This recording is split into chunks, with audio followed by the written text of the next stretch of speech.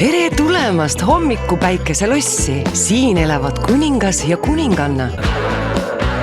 Väike prints Vemp ja printsess Vemp ning koer Rufus.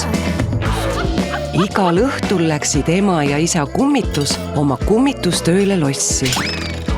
Kogu pere armastas kummitamist. Tule, Laaban! No peaaegu kõik. Laabanile tundus see õudne.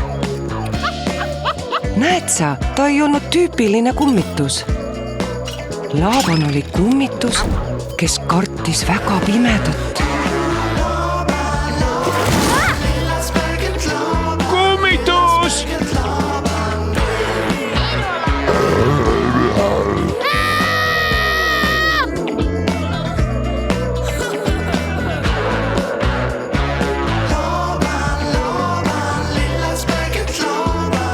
Väike kummitus Laaban on tagasi.